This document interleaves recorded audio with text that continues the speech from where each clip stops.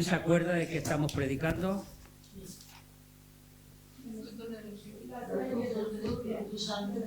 El fruto del Espíritu. Amén. Hoy es la segunda parte sobre la paciencia. ¿Se acuerdan la semana pasada que hablábamos de la paciencia? Hoy es la segunda parte. El fruto del Espíritu es algo que manifiestan los hijos de Dios, los que tienen el Espíritu Santo.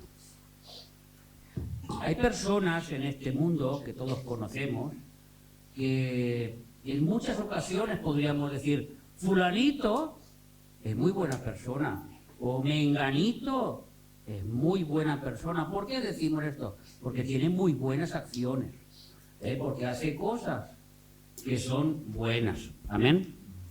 Y hemos aprendido que cuando Adán fue creado a la imagen de Dios, tuvo los atributos mismos de Dios. Dios le hizo a su imagen y semejanza. Aquella imagen y semejanza que se perdió cuando decidió pecar. Y en ese momento la imagen de Dios fue distorsionada. Por eso dice Dios en su palabra que nosotros tenemos que nacer de nuevo a la imagen y semejanza de Cristo. Y volvemos a recuperar aquella imagen que tuvo Adán en el principio. Pero aquella imagen que tuvo Dios en el principio no la podemos tener porque vivimos en una carne de pecado. Hasta que esta carne no sea glorificada, aquellos atributos divinos no se podrán presentar en nosotros, como tuvo Adán. Pero hay personas, como he dicho, que hacen muy buenas acciones y que podíamos decir, ¿y qué paciencia tiene Felipe? ¿O qué paciencia tiene María?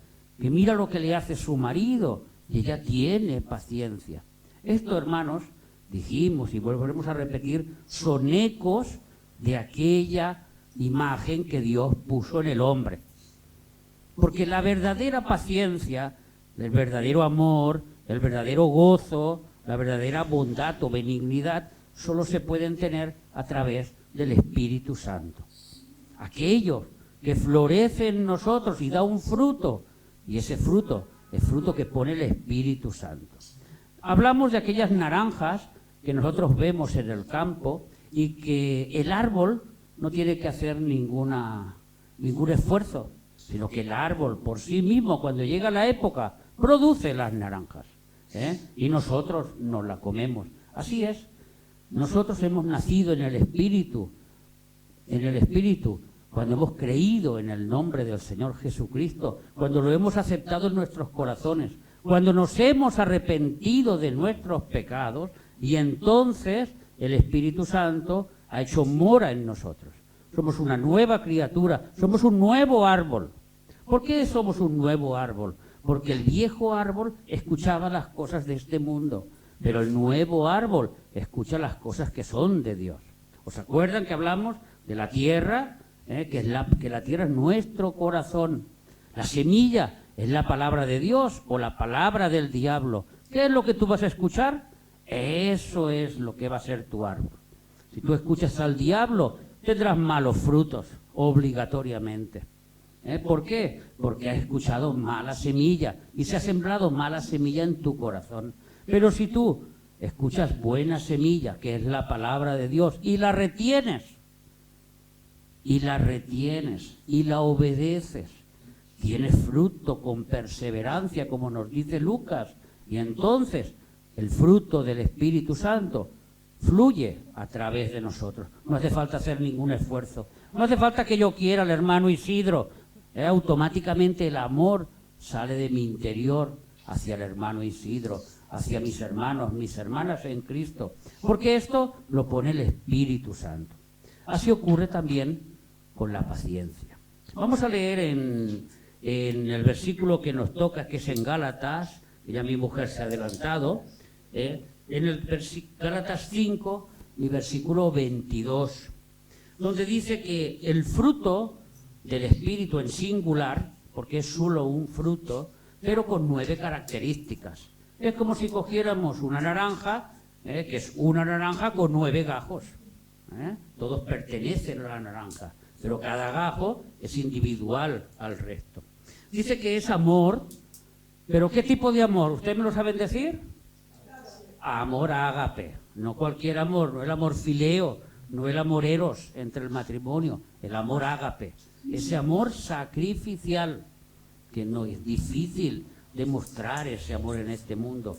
El bueno por los malos. Me hacen daño y yo respondo bien. Me quieren dañar en cualquier circunstancia y yo devuelvo bien. Como dice su palabra, devolvamos bien por mal. Entonces este amor, el gozo, la paz, la paciencia, la benignidad, la bondad y la fe, la mansedumbre y la templanza, que es el dominio propio.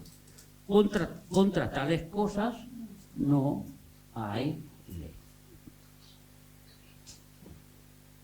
La paciencia, que hablábamos la semana pasada, es la manifestación del Espíritu Santo que hace que mientras yo espero una solución a mi problema, que puede ser muy grave, que puede ser un problema de vida o muerte, como puede ser un problema de falta de economía, como puede ser un problema de salud, como puede ser cualquier problema que tengamos, hace que nuestro estado interior y exterior sea de paz. Mientras tú tienes paciencia, muestras la paz de Cristo. No existe aquella paciencia de y yo tengo paciencia, a ver cuándo esto se va a solucionar. ¡Qué paciencia que tengo! No, tú lo que tienes es que estar esperando que te solucione como puedes, pero no muestras al mundo la paciencia, la paz, esa paz que tiene que gobernar nuestros corazones, como hemos leído hace unos momentos. Entonces, esto es, la paciencia no es otra cosa que la ciencia de la paz. Es la paz llevada a la superficie, llevada a lo cotidiano, llevado al día a día, llevado a las circunstancias que nos rodean. Eso es la paciencia. Y la paciencia, hermanos, viene producida por la fe. Siempre viene producida por la fe. Vamos hoy a hablar de esta paciencia que viene producida por la fe. Vamos a hablar de esta paciencia que es sumamente necesaria e imprescindible para tener la vida eterna. ¿Se acuerdan que se lo dije la semana pasada? La vida eterna se obtiene con paciencia. Y los que no tienen paciencia no obtienen la vida eterna. No lo digo yo, lo dice su palabra y lo vamos a leer. Vamos a ver cómo la paciencia nos ayuda a soportar todas las pruebas y cómo la paciencia nos ayuda a ayudar a nuestros hermanos en la fe. El primer punto que vamos a ver hoy es: la fe tiene que ser probada para resistir la batalla hasta alcanzar la salvación. Todos tenemos fe, hasta el diablo tiene fe, hasta los demonios tienen fe. No sirve de nada decir cuánto creo yo en Dios, cuánto yo toda mi vida he creído en Dios. No sirve de nada, porque los demonios también creen y tiemblan. Nuestra fe tiene que ser algo diferente, tiene que ser algo basado en una creencia que sabemos que va a ocurrir sí o sí. Yo tengo fe que el Hijo del Hombre, que el Hijo de Dios murió en la cruz por mis pecados. Yo lo creo eso. Pero yo creo además que el Padre lo resucitó y al tercer día Él resucitó. Y yo aún creo más que Él está vivo a la diestra de Dios. Y aún creo más que un día lo voy a ver. Esa es mi fe. Para llegar ahí, esa fe tiene que ser probada. Porque si no, a lo mejor tengo convicción y no fe, que son dos cosas diferentes. Yo me convenzo en mi cabeza que soy cristiano, que realmente todo esto que he dicho yo lo creo, pero en el camino voy perdiendo la fe, voy perdiendo esta convicción. Y yo lo que necesito mostrar al mundo es que mi fe es fuerte. Para eso, la fe es probada. Es como si dijéramos, cuando el ser humano hace un puente y dice, este puente puede soportar 20 camiones llenos de lo que sea, 20 camiones. Y va y le ponen 22 el día que van a hacer la inauguración y prueban ese puente. ¿Ustedes para qué creen que lo prueben? ¿Para que se desmonte y caiga? ¿O para demostrar que realmente lo que se ha dicho de ese puente es verdad? ¿Entendemos? Dijimos que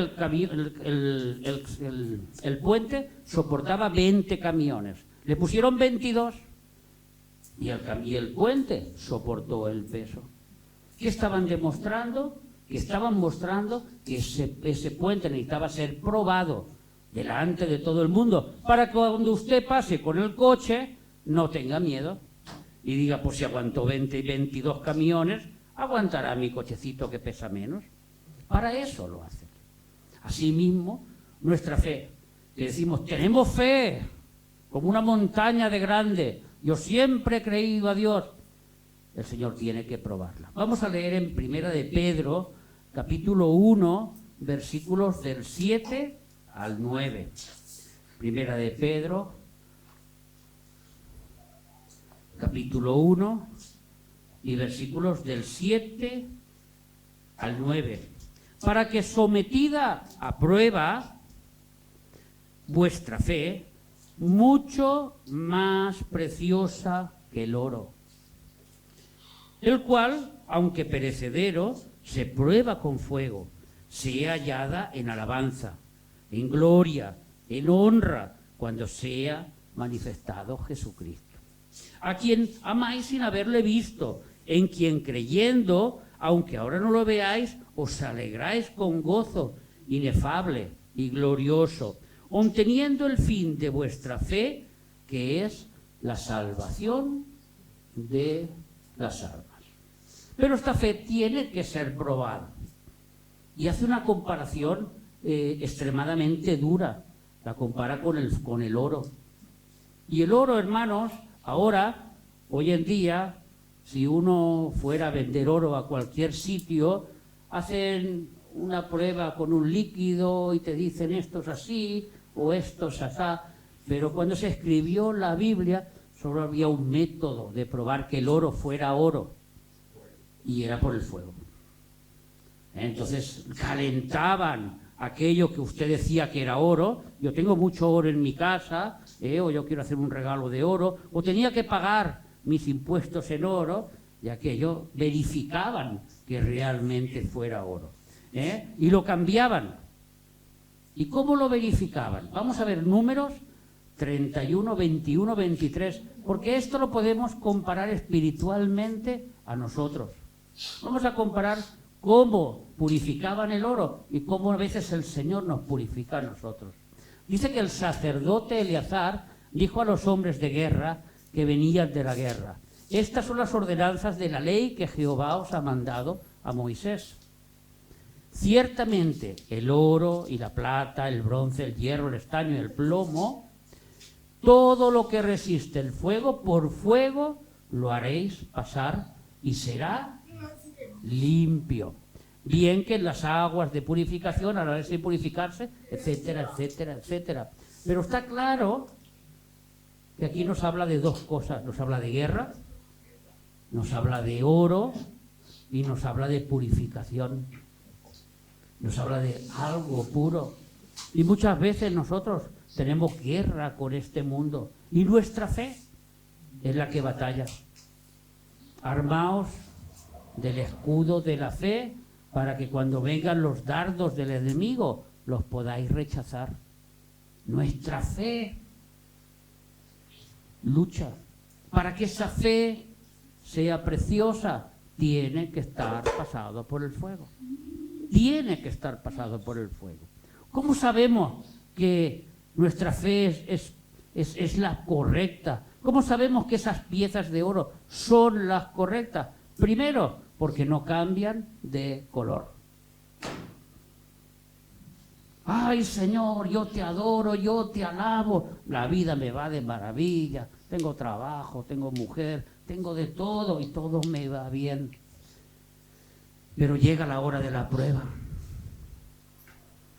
donde mi mujer puede coger una enfermedad, mis niños pueden estar enfermos, yo me puedo quedar sin trabajo, cualquier tipo de prueba. Y a mí se me empieza a cambiar el color de la cara. De blanco y sonriente a negro y amargado. ¿Por qué? Porque mi fe no era lo sólida que yo creía. Porque mi fe no era todo lo fuerte que yo creía. Y en la hora de la prueba he cambiado rápido de color. Es que llega la persecución y rápido. Bueno, sí, yo era de aquellos aleluyos, aquellos que yo cantaba aleluya, pero eso era antes. Llegó el momento de la fe, de la prueba, y muchos cambian de color. Otra cosa que no hace el oro cuando se pasa por el fuego es que no se pone negro. Normalmente cuando una pieza la pones al calor se oscurece, se pone negra. Esta no se pone negra. Sino que resiste la prueba, resiste con valor, pase lo que me pase, yo no me voy a quemar. ¿Qué dijo el Señor? ¿Qué dijo en el Antiguo Testamento? Pasarás por las brasas y no te quemarás, porque el Señor va contigo. Vendrá el fuego en contra nuestro, pero el Señor va a nuestro favor. Esa es la fe. Pase lo que me pase, yo creo que esto va a ir como el Señor quiera que vaya. Y lo peor que me puede pasar es que me lleve a su presencia, que para mí es victoria. Esa es la fe. Aguantando, resistiendo, no quiere decir que no duela. Las quemaduras siempre duelen, y duelen mucho. Y a veces son duraderas, pero la fe te hace resistir, te hace aguantar. En cierta ocasión, sabes que nunca me gusta explicar muchas historias, pero esto es para que entendamos un poquito. Mi abuela me explicaba una historia de, no recuerdo si era su hermano o alguien de él, que trabajaba en el fuego, trabajaba en la fundición de hierro. Y resulta que entre dos cogieron una barra de hierro que iba con el hierro fundido y le cayó una gota en el brazo. Y si soltaba la vara, quemaba a todo el mundo que tenía abajo, o incluso a su compañero. Y con la gota ahí quemándose, tuvo que soportar hasta que llegaron al lugar y dejaron aquello. Esa es la fe. Es el mismo ejemplo de la fe. A pesar de lo que me está ocurriendo, tengo que soportar. Porque mi fe me ayuda a soportar. Mi fe me ayuda a soportar. El Señor ayuda a mi fe. Y el Espíritu Santo ayuda a mi fe. Aún más, la fe que produce el Espíritu Santo es esa que lo soporta todo. Y por último, cuando calentamos algo o el oro al fuego no se oxida. No se oxida. No es que ha habido un cambio de situación en que ese oro, que era de color oro brillante, después de pasarle por el calor, se ha oxidado. Ha perdido todas sus propiedades, como puede pasar con algún cristiano que sin querer pasa por el fuego y cuando ha acabado de pasar por el fuego no sabe si era cristiano, era del mundo o de dónde era, porque ha cambiado completamente, totalmente su forma de ser. Por eso nuestra fe tiene que ser probada. Amén. Y si se oscurece, y si cambia de color, y si se oxida, hermanos, esta pieza es falsa. Así de duro lo está diciendo Pedro. Si esta fe cambia de color, se oxida o se ennegrece, esta fe que tú tienes es falsa. Necesita ser probada. Y esto, hermanos, y para los nuevos sobre todo, esto nos va a pasar a todos. Vamos a ser probados, todos vamos a ser probados, porque Dios le gusta que nuestra fe reluzca como el oro, y para eso se tiene que probar. Y esta prueba, que es aquí donde viene todo esto, esta prueba dice en Santiago capítulo 1 y versículos del 2 al 4, vamos a leerlo, sabiendo que esta prueba, que prueba nuestra fe, sabiendo que la prueba de vuestra fe produce paciencia. La ciencia de la paz. Mostrar paz en los momentos en que no se puede mostrar paz, si no es que tengas al Espíritu Santo dentro de ti. Donde todo lo que te ocurra para ti es inamovible según tu fe y la paz que Dios ha puesto en tu persona. Amén. Así que dice, sabiendo que la prueba de vuestra fe produce paciencia, mas tenga paciencia su obra completa para que seáis perfectos y cabales, sin que os falte cosa alguna. Sin que os falte cosa alguna. La obra de Dios, al probar nuestra fe, produce esta paciencia que entonces empezamos a ver las cosas correctas. Yo estoy atravesando esta circunstancia porque Dios quiere sacar una piedra preciosa de este trozo de carbón. Yo ya estoy atravesando esta circunstancia porque Dios quiere probar que yo realmente sea ese oro precioso que voy a relucir en el cielo y aquí en la tierra. Ustedes saben que hace unos años se empezó a producir diamantes artificiales. Los diamantes siempre han salido del centro de la Tierra, por los volcanes. Pero el ser humano consiguió hacer diamantes artificiales. Y hay una máquina que consiste en esto, en coger un trozo de carbón negro, que de ahí sale el diamante, del carbón, y ese carbón ponerlo a muchísima presión y a muchísimo calor, y se forma un diamante. Lo que pasa que la diferencia entre este artificial y el natural es que el natural necesita mucho tiempo. Y Dios hace lo mismo con nosotros. Para sacar diamantes, cuando éramos carbones negros que veníamos del mundo con todos nuestros pecados, nos limpia con su sangre, nos hace nuevas criaturas, tenemos fe en Él y empieza una opresión contra nosotros. ¿Para qué? Para formar un bello diamante. Un bello diamante. Empiezan las primeras batallas dentro del hogar, las segundas a tu alrededor con tus amigos, con tu red social que tú tenías, hasta que el Señor te quita de todos esos lugares. Y uno empieza a fortalecerse en la fe y el diamante se empieza a formar. Apocalipsis 3:18. La prueba, hermanos, que produce paciencia, nos acerca a Cristo y a ser como Él. Por tanto, yo te aconsejo que de mí compres oro refinado en fuego. El oro que da Cristo es pasado por el fuego, es la fe. Para que seas rico y vestiduras blancas para vestirte y que no se descubra la vergüenza de tu desnudez y unge tus ojos con colirio para que veas. Pero aquí el Señor le está ofreciendo ese fuego, ese oro que ha pasado por el fuego que es la fe. Si la fe no es probada, no sabemos de qué color es, no sabemos qué calidad tiene. Y para eso necesitamos la paciencia. ¿Ustedes saben qué pasa con la plata cuando pasa por el fuego? Es muy curioso.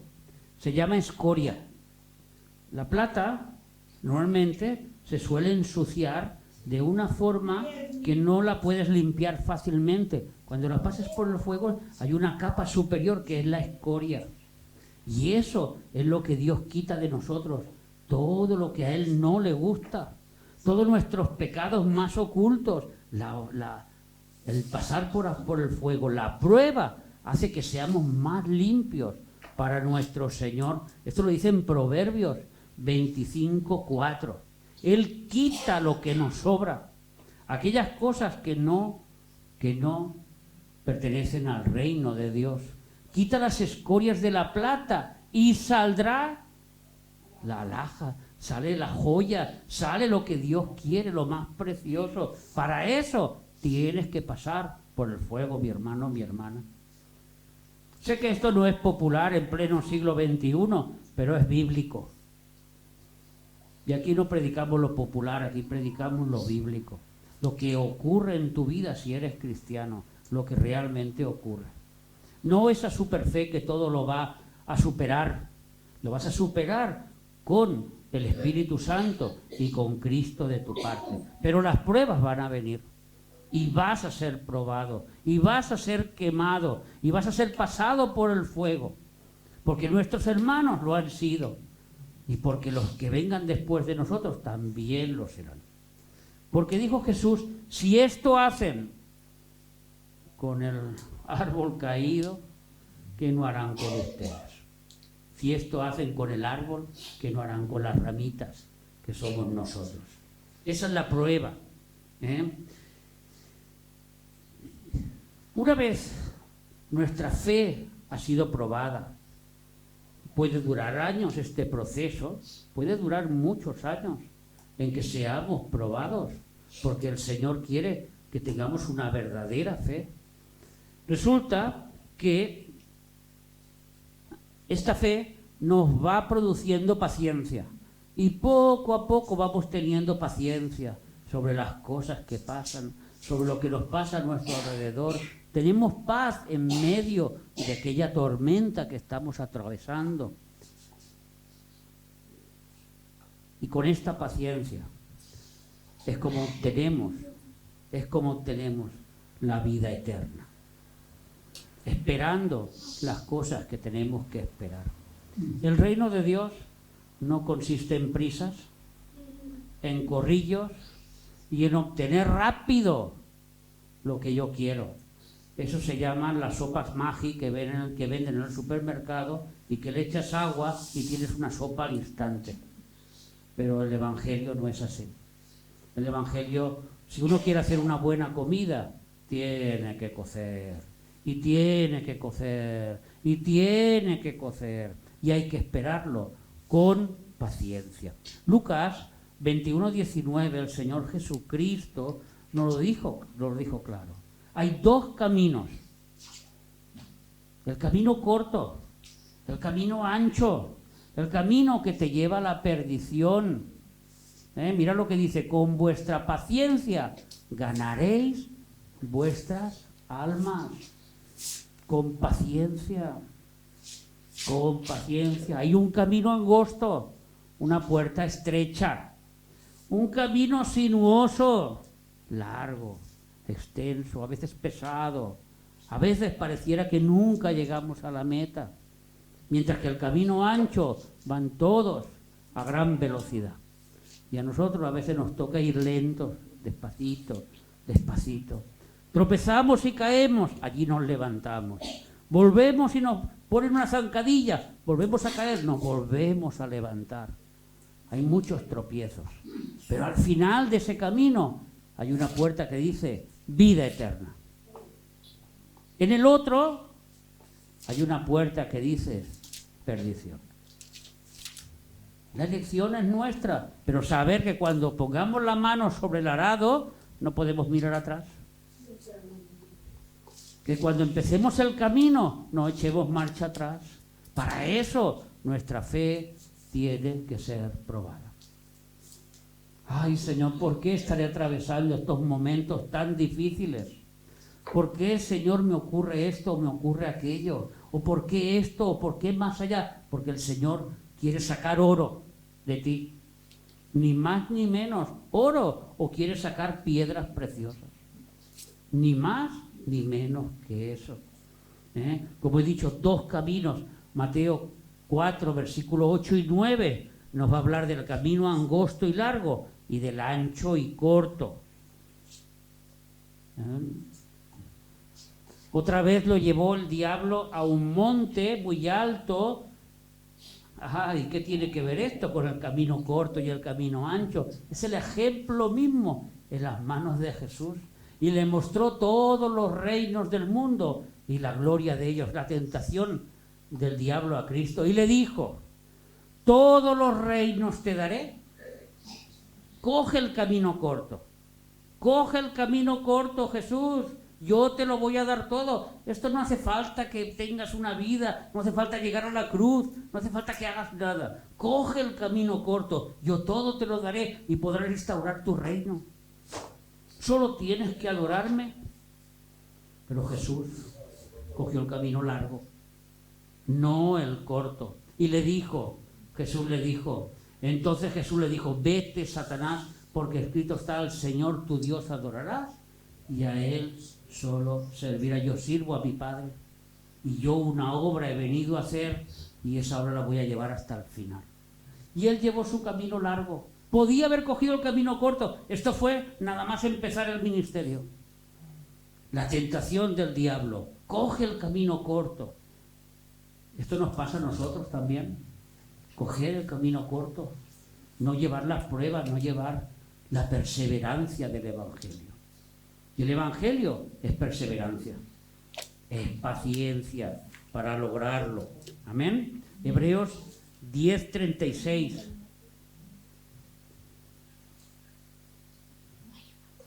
Porque os es necesaria la paciencia para que habiendo hecho la voluntad de Dios,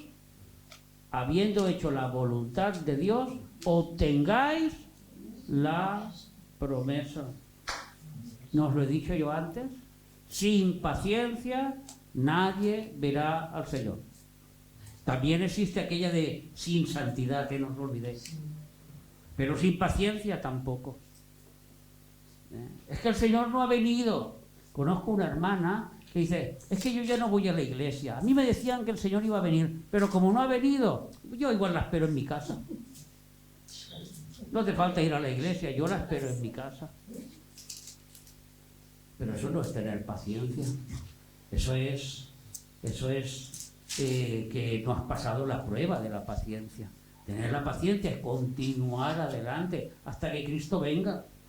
Como estamos predicando los viernes, Apocalipsis, ¿cuándo vendrá el Señor? Pues vendrá cuando Él quiera, cuando Él decida que sea el momento. ¿Que las circunstancias se acercan? Sí. ¿Que vemos a nuestro alrededor? Sí. Pero a lo mejor el Señor quiere esperarse más.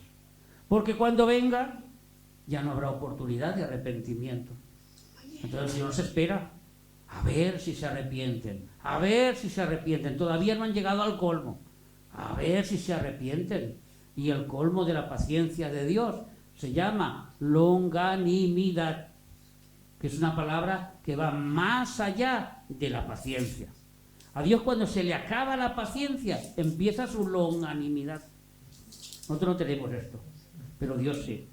Que es, hasta aquí se me acabó la paciencia y ahora empiezo un tiempo extra, aún más allá de la paciencia, Dios, por amor. Porque si no, hubiera destrozado al mundo en el primer día en que Adán pecó y se acabó el problema. Muerto el perro, se acabó la rabia, se acabó el problema. Muerto Adán y Eva, se acabaron los problemas del futuro.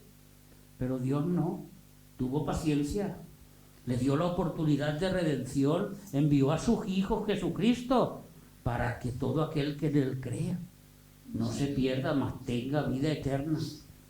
Y los que se pierden es porque no quieren ver que la luz vino al mundo y no les interesa esa luz. Todo es con paciencia, hermanos. El reino de Dios, el cristianismo, es para pacientes, para aquellos que tienen paciencia. El Señor vendrá cuando tenga que venir. Yo continuaré mi caminar hasta el final.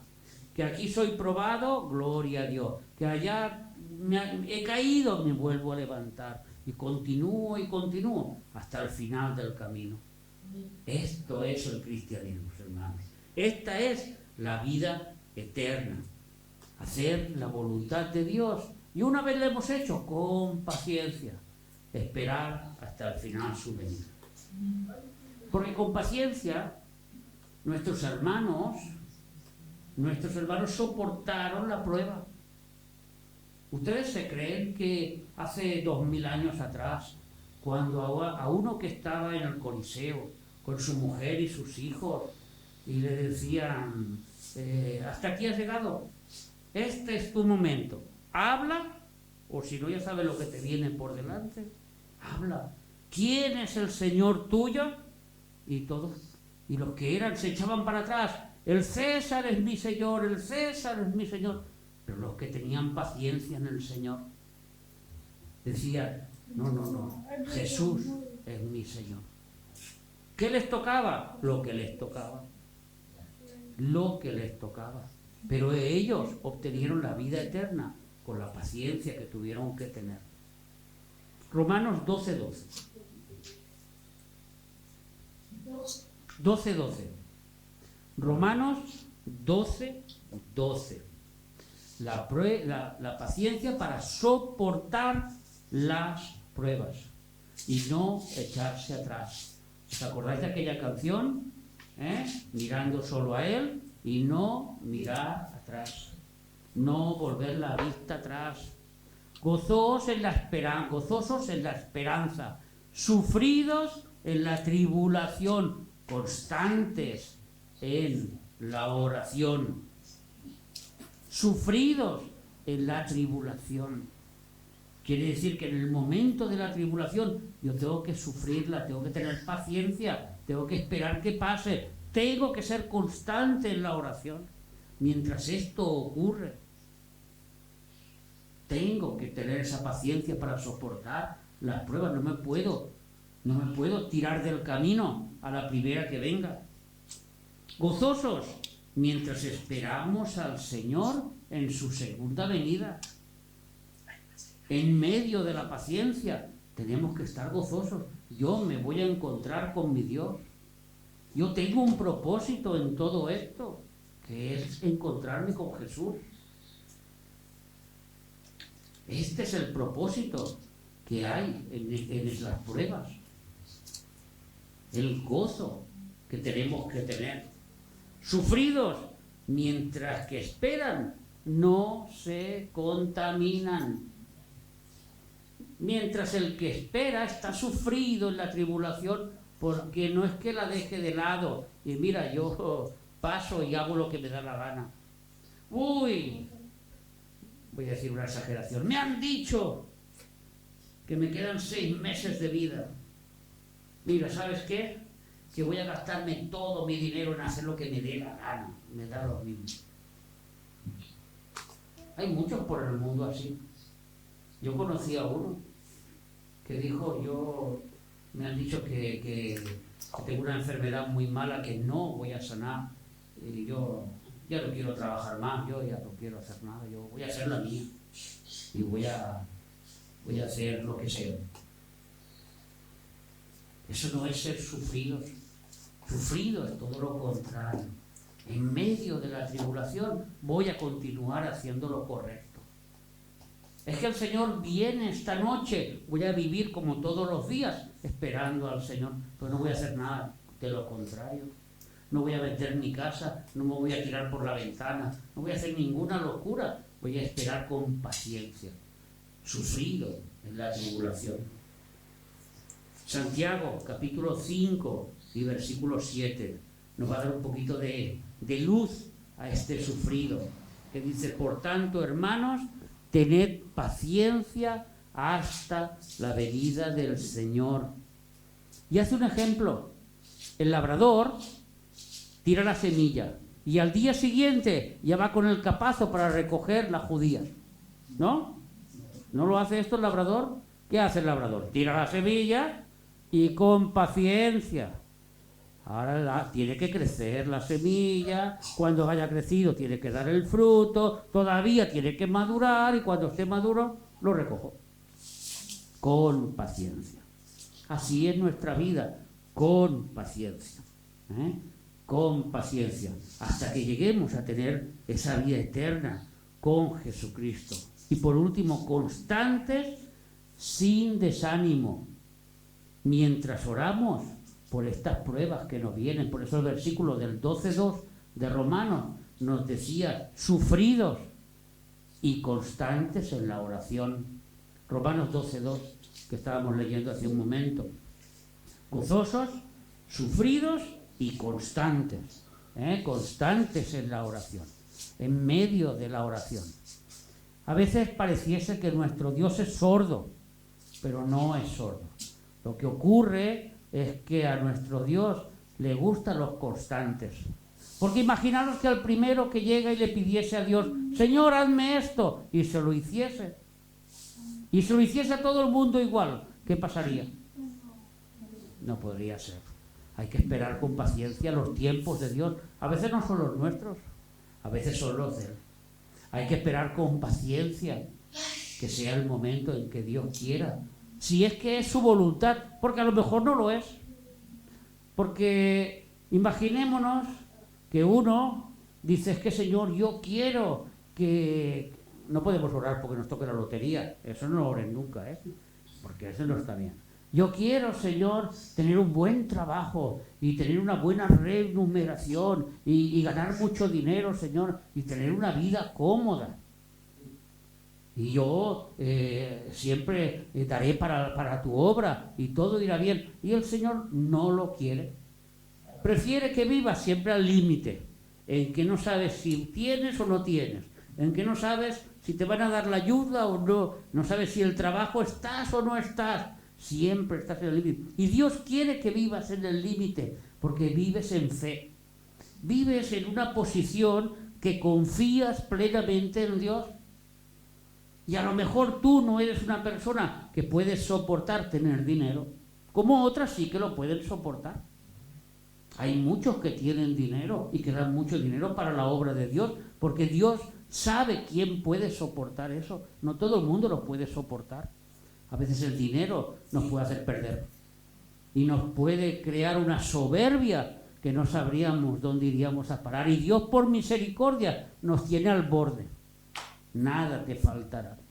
Tú tranquilo que nada te faltará. Tú confía en el Señor, nada te faltará.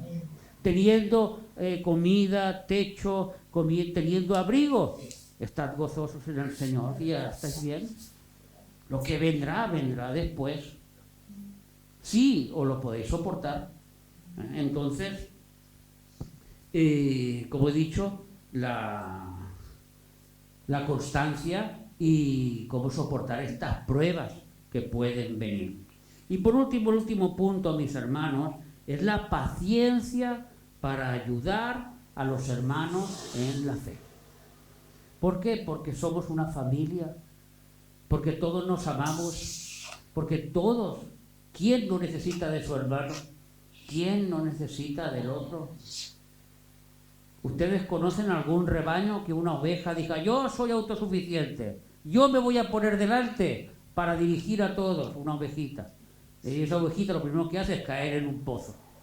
Porque entre que son ciegas y medio tontas, pues la verdad es que necesitan un pastor para que las dirija. Por eso la Biblia nos compara con ovejitas. Porque somos medio ciegos y medio tontos. Necesitamos un pastor que nos guíe por aquí, por allá. Los buenos pastos están allá, no allá. En la discoteca no, en la iglesia. Es que no me gusta ir, pero es allí donde tienes que ir. Eso es para los jóvenes. Amén. Es allí donde están los buenos pastos. Amén. Vamos a Primera de Tesalonicenses 5:14. Primera de Tesalonicenses 5 y versículo 14, donde dice, también os rogamos, hermanos, que amonestéis a los ociosos, que alentéis a los de poco ánimo, que sostengáis a los débiles, que seáis pacientes para con todos. Pero aquí nos ha nombrado tres tipos de hermanos. Unos son ociosos, otros son de poco ánimo, otros son débiles. No todos son supermanes espirituales, no todos son super espirituales en que no necesitan la ayuda de los demás. A veces vienen las pruebas y uno se encuentra débil. A veces llegan las pruebas, uno está ocioso, o a veces llegan las pruebas y uno tiene poco ánimo y necesita la ayuda de los demás hermanos. ¿Qué es un ocioso? Un ocioso es una persona inactiva, normalmente con pereza. Es una persona que no da fruto. Es una persona que no le gusta trabajar. Eso es un ocioso en la palabra del Señor. Romanos 12:11. Así que dice el Señor que nosotros amonestemos a los ociosos. Les digamos que están por mal camino. En lo que se requiera diligencia, no perezosos, fervientes en espíritu, sirviendo al Señor. Cuando toca hacer algo, toca hacer algo. Cuando toca venir a la iglesia, toca venir a la iglesia. Cuando toca ayuno, toca ayuno. Cuando toca oración, toca oración. No hay que ser ociosos. Al Señor no le gusta. Al Señor quiere que no seamos perezosos, que seamos diligentes, que tengamos fuerza de voluntad. Y a los que son así, hay que amonestarlos. Mi hermano, es que te gusta demasiado dormir. Mi hermana, es que te gusta demasiado Netflix, por ejemplo. Quien sea.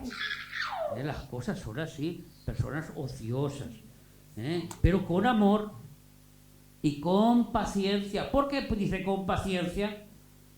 ¿Que acaso mi hermano cuando yo le diré esto, al día siguiente no cambiará? No, no va a cambiar. Y pasado mañana tampoco. Y al otro tampoco.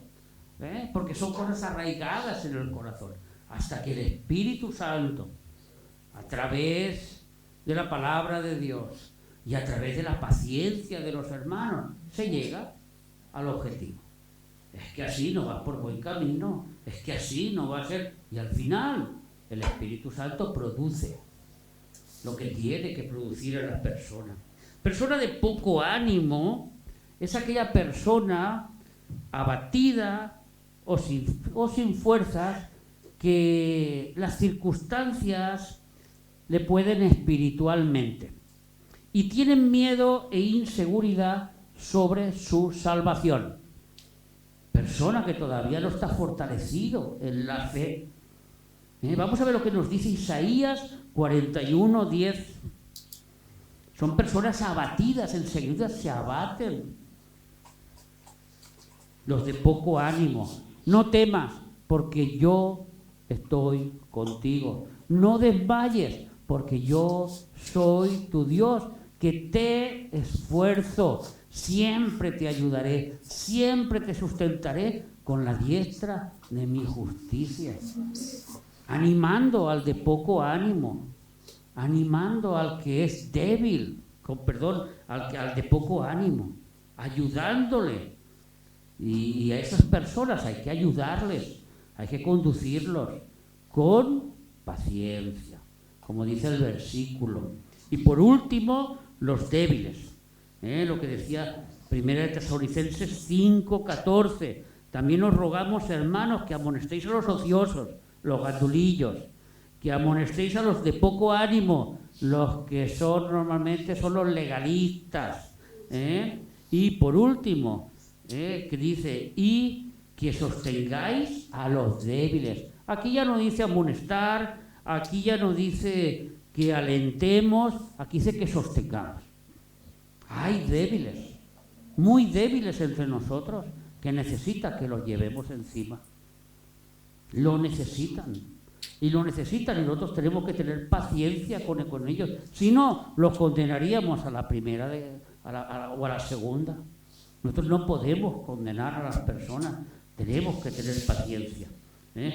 Son personas con conciencia sensible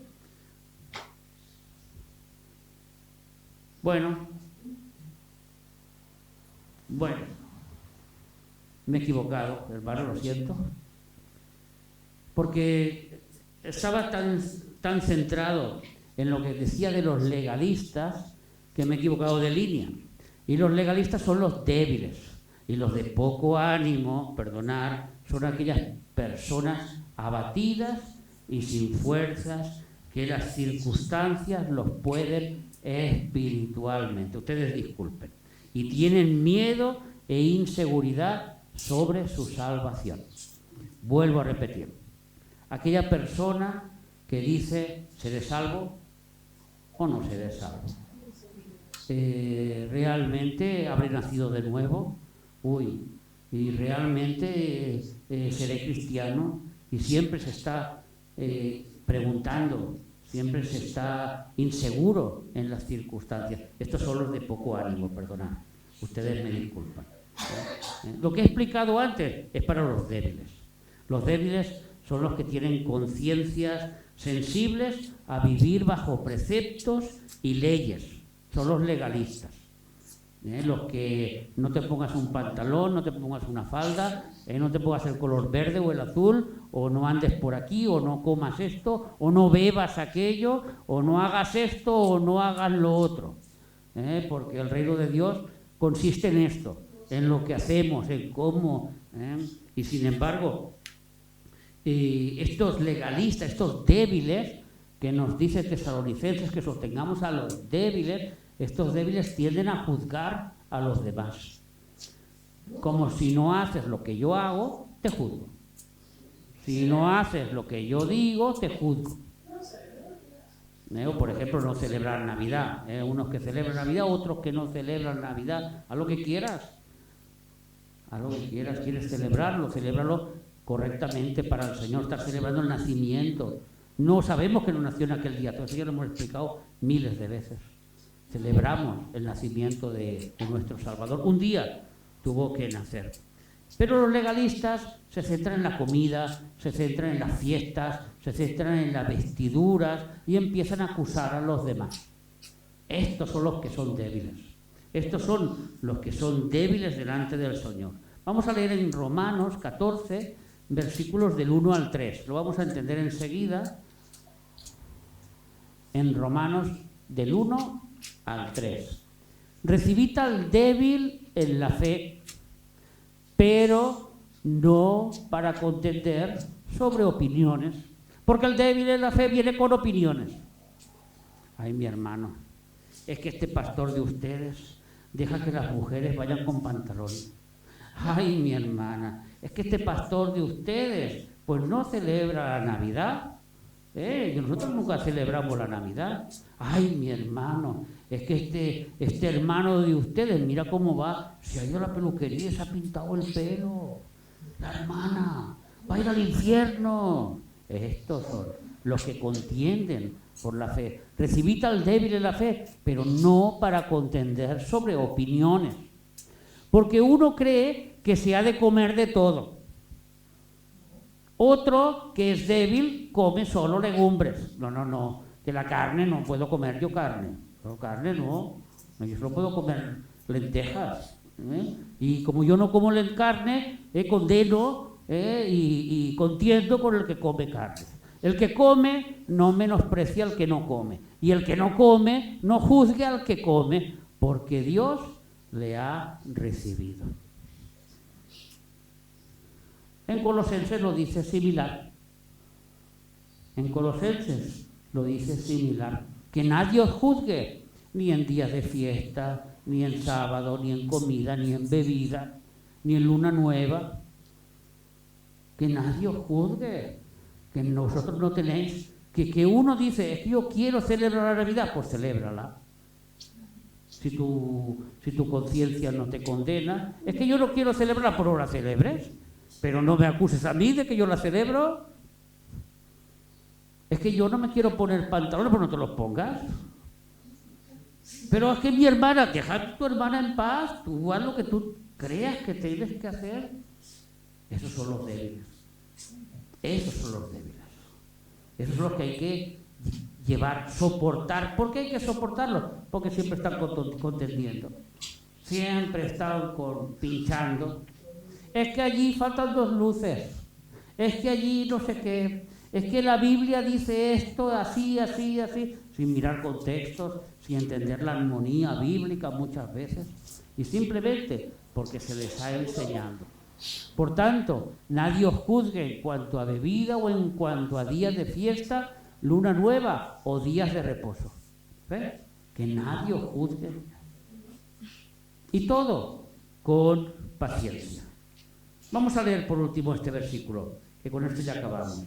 El de Primera de Tesalonicenses, capítulo 5 y versículo 14, donde dice claramente: también os rogamos, hermanos, que amonestéis a los ociosos, a amonestar a los que no quieren trabajar en la obra del Señor, a los que no quieren asistir a la iglesia, a los que no quieren hacer lo correcto.